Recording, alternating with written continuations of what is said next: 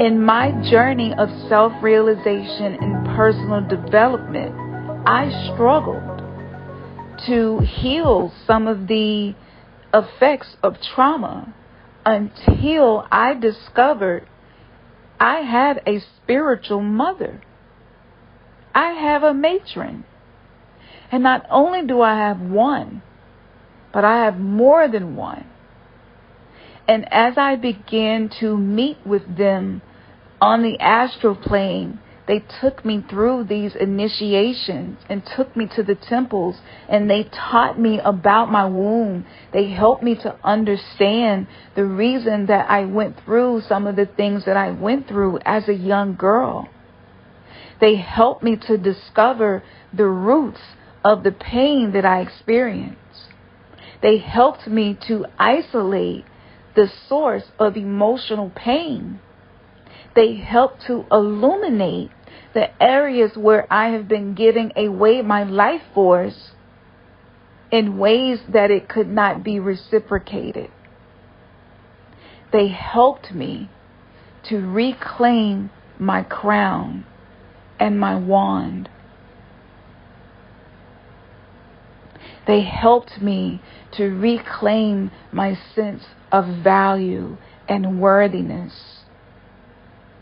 They helped me to remember how precious I am.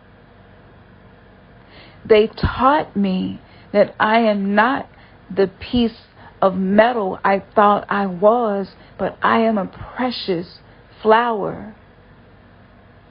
They taught me the conditions that are necessary for me to relax, to surrender, to open, to bloom, to blossom in my femininity, which was something that was so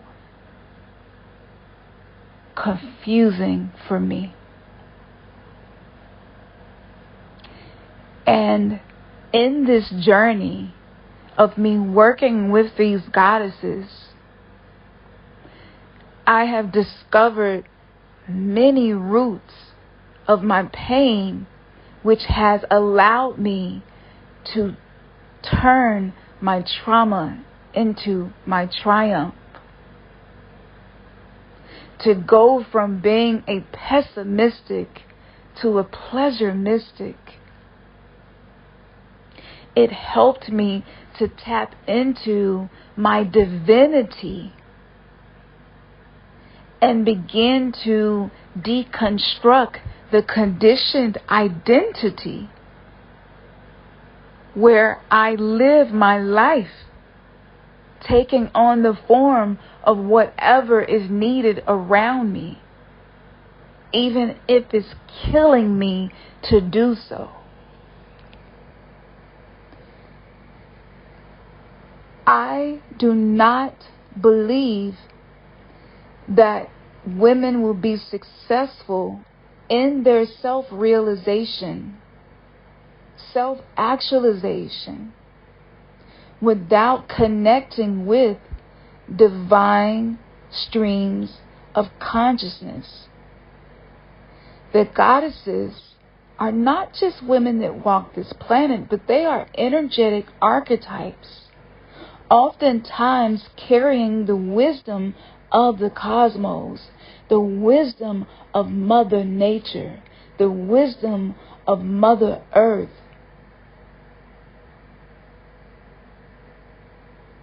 Without this part of my spiritual journey,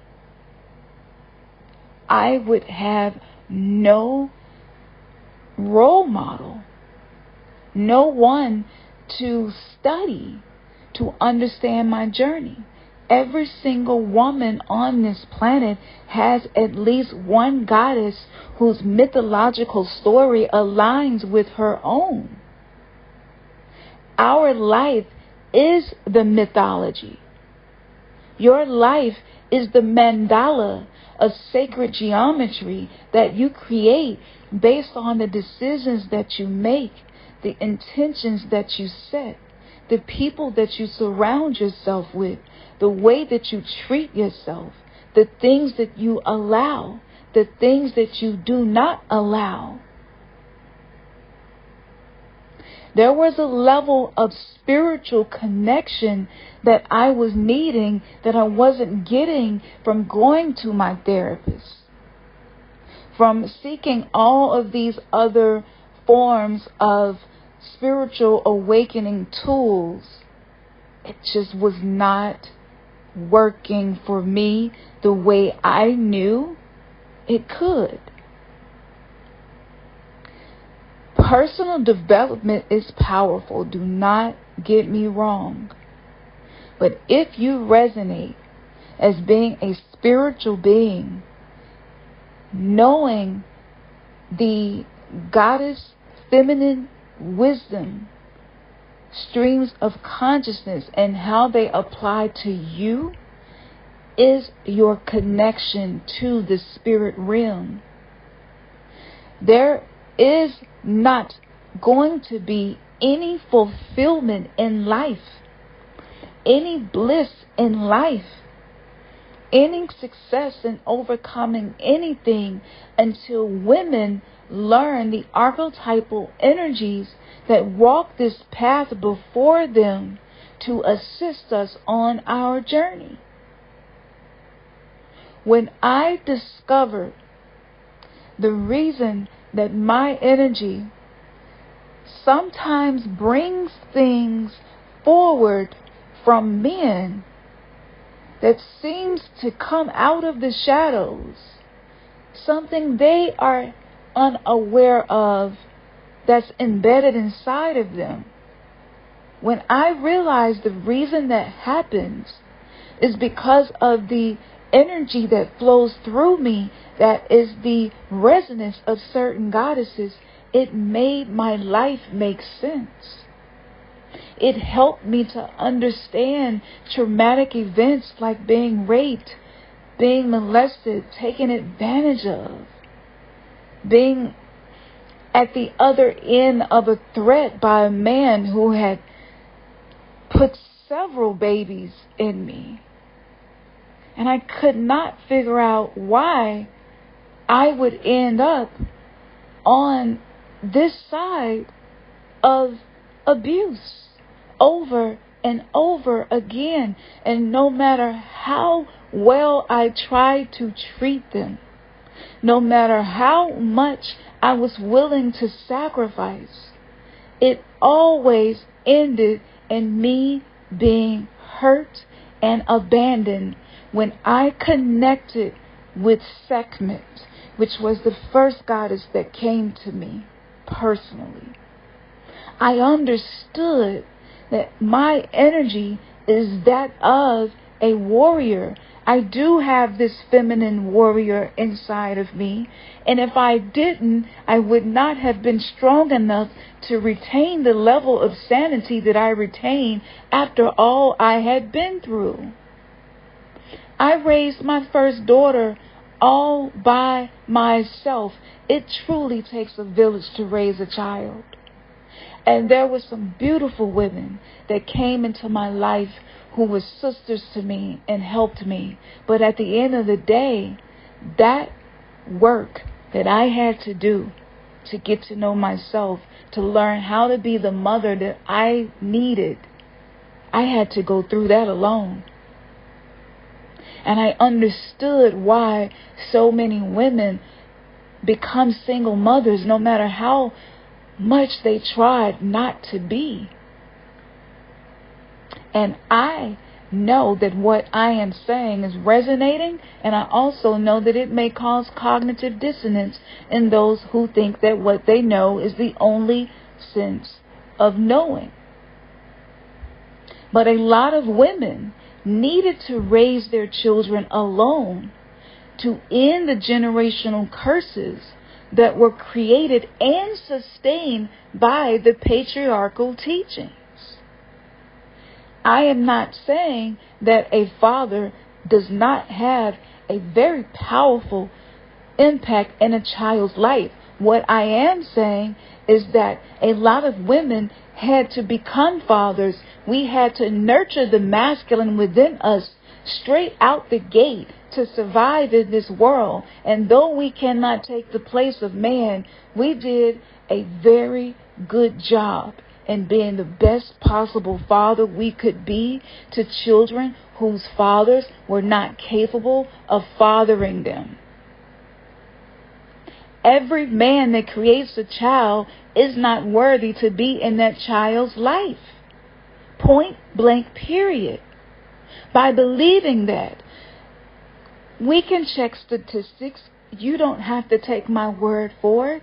But look how many women and children have been abused and unalived by men who were biological fathers to the children, yet they were unsafe and emotionally unstable. That has happened for eons on this planet. And the only way for that to be deconstructed was for some of us to have a soul contract to be here as single mothers, to end the influence, to stop the access. Simply having someone's DNA and biology should not be the predominant way that we decide whether or not someone has access to our children. It is in the name of this teaching that so many men of the cloth, men of God, have molested, abused, and unalived their own children, and even God's children who are in the church with them. The statistics, over 58% of women have experienced this at the hands of men of the cloth. This is the end of that road. If you are experiencing anything that I have mentioned, I want to give you a few solutions. And I call these soul-lutions. Number one, spend time nurturing yourself, your self-care. If there is any form of dis-ease, whether it is emotional, mental, physical, spiritual, or all the above, that is your alarm clock that your soul set to alert you that your system needs to be healed, to return to its homeostasis state of being. It is your responsibility and yours alone to figure out, what is it that I need? What is going to support me? What does my wounded inner child need? What does my physical body need? What does my mind need to be at ease? What does my spirit need to be at ease and no longer in dis-ease? That is not the responsibility of anybody else but you. We must take responsibility for this. Because of the amount of years that I allowed myself to be a doormat and traumatize, victimize, and be the scapegoat, the battery, the narcissistic supply, the favorite person, the woman who now knows that I have came to the awareness of something called Cassandra syndrome because of the abuse that I experienced. I don't have time to give to anyone else the way that I used to, because most of my day is taken up following the routines that are necessary for me to return to homeostasis.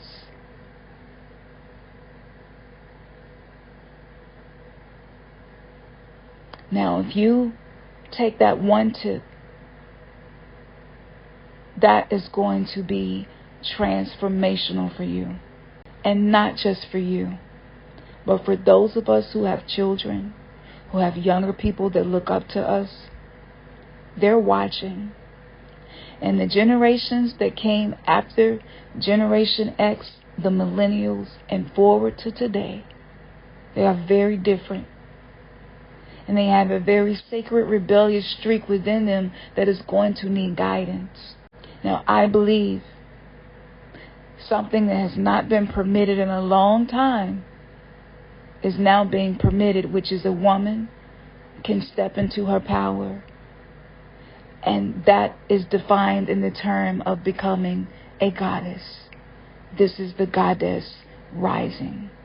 We were once murdered and burned at the stake for knowing how to heal with herbs and crystals and nature. Midwives were called witches and murdered. And after all of that occurred, who took the place of midwives? What power structure took the place of midwives? What statistics show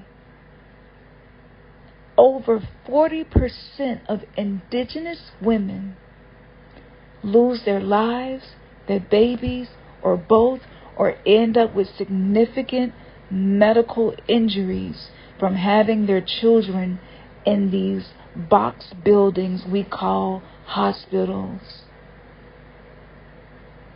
If it had not been for the cleansing of the planet of witches and midwives and healers, we would still be giving birth to children in an harmonious way. I want you to really think about what I just said. And as we are returning to the ways of the ancients, this is the snake eating its tail. This is the Ouroboros. This is the endings and beginnings, beginnings and endings over and over again.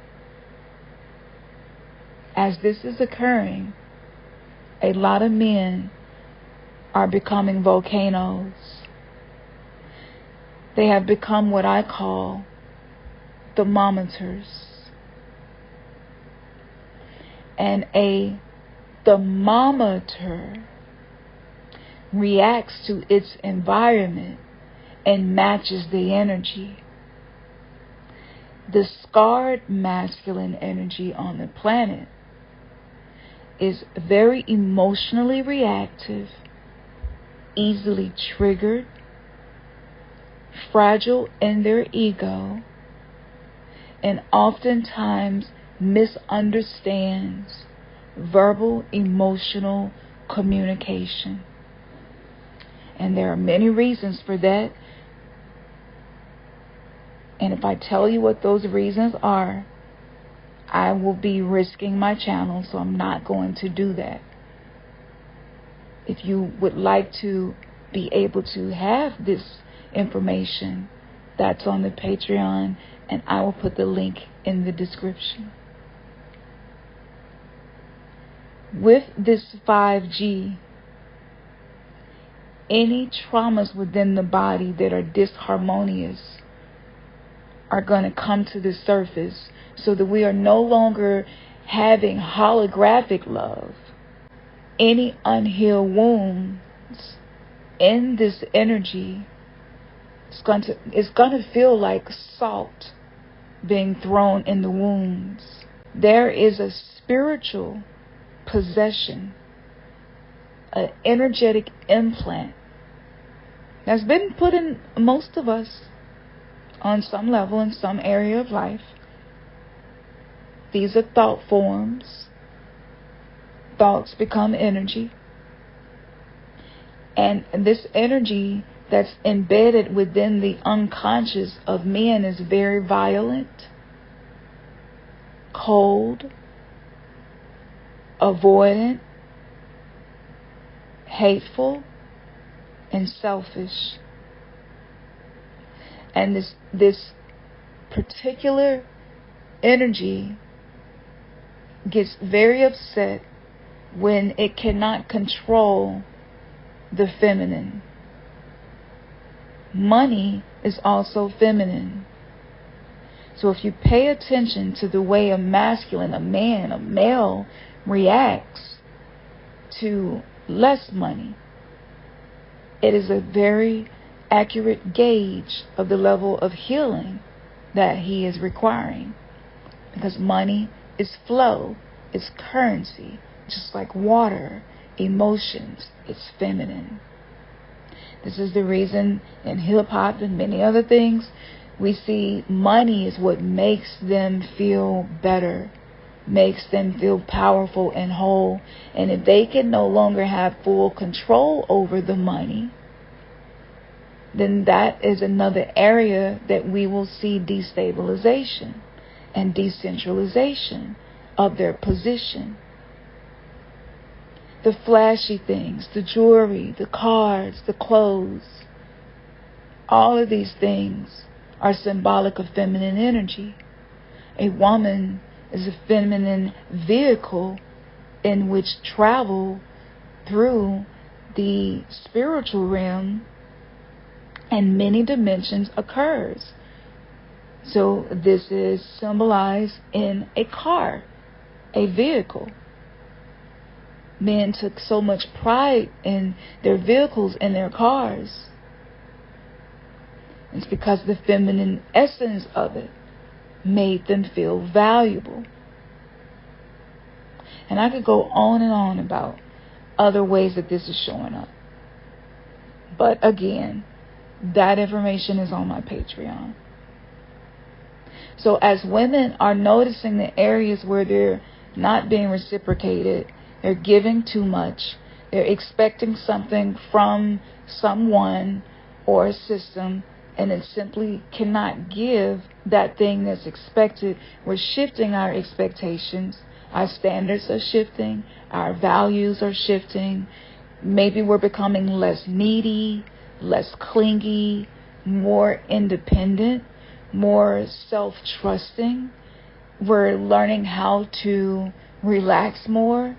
And if you're in a relationship with someone who has not nurtured their own feminine energy, this could be very triggering for them, because it is going to non-verbally communicate to them, you have no place in this woman's life.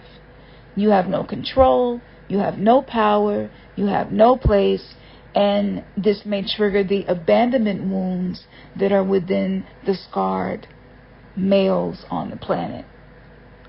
And I have personally went through this, and this was really difficult because I run a spiritual business. So anything that happens in my relationship, it often does affect my business. And I almost lost my business because there was no manual to help me figure out what tools were needed to navigate these things. And this conversation is not to make women seem to be the victims and men to be the villains, because we have all played one of these roles on the drama triangle. This is an awakening for the goddesses rising to realize that once a woman discards the human conditioning, the pressure, the expectations, the standards of a toxic culture, the energy that you emit, the message that you broadcast, even when you are not saying anything, may not be comfortable for your partner. Here's the beauty of this. I struggled so much with this because of the codependency. I don't want people around me to feel uncomfortable. I actually strive to give comfort to people as much as possible. So with that being said, I enable the scarred aspects of my partner. I mothered being a parentified child. I mothered the wounded inner boy within him. And I thought that I was giving love, but I was really just giving this life force energy away that I need to heal myself and to be able to trust that he can heal himself. And as I was going through this, I documented every single day for the past 8 years. And what I realized was the amount of pain that my partner has from his own conditioning. And I realized that the discomfort that he feels when I am behaving, speaking, dressing, eating, identifying, everything, my achievements, my level of ambition, my sacred calling, where I invest my time and where I do not, being more authentic, saying no more, not having sex if my body is saying no, not being dishonest about whether or not I have an orgasm, being more transparent, even if it's going to lead to him feeling uncomfortable. I realized that that was the gift of the goddess that I am giving to him. And hopefully by now I have inspired some thoughts, some possible things that you could journal about, self-reflect, and dive deeper into the aspects of the way you show up in life and in relationship. Part 3 will be posted soon so that we can continue this conversation. Hopefully I have your attention by now and you are ready to hear the rest of this channeled message. So follow the link, book your Human Design Akashic Record reading. I will create a program for you. I will give you 100 pages of information about nothing except you, what you need to live your best life, to change what you attract, and to magnetize to you the life and the lifestyle and the love that you feel that you deserve. Namaste, Numiste. Peace, one love. Ashe.